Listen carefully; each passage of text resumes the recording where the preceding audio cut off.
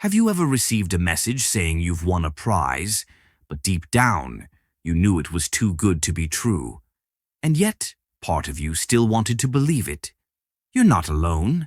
Every year, millions fall victim to scams, not because they're naive, but because scammers know exactly how your mind works. Let's uncover the chilling psychology behind it and how you can protect yourself before it's too late. Scams aren't just tricks, they're psychological warfare.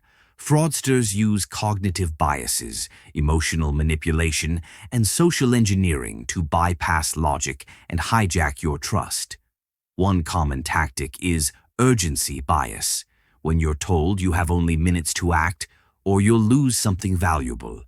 This rush triggers your amygdala, the brain's fear center, shutting down rational thought.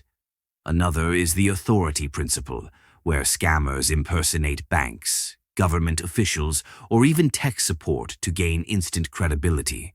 And the scariest part, even highly educated people fall for these tricks. Why? Because these scams tap into universal human psychology, not intelligence. In a famous study by psychologist Robert Cialdini, participants were more likely to comply with a stranger's request if that person wore a uniform or mentioned a title like manager or doctor.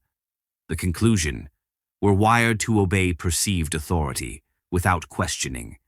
Scammers exploit this reflex. They mimic logos, formal language, and professional tones to create an illusion of legitimacy, because they know we trust appearances more than logic in moments of stress.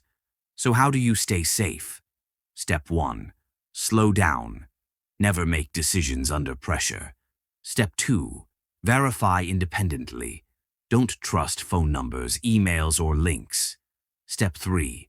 Learn to recognize red flags, spelling errors, vague threats, too good to be true offers, or urgent deadlines. And most importantly, trust your instincts. If something feels off, it usually is. In a world full of digital deception, your awareness is your strongest defense. Fraudsters may understand psychology, but now so do you.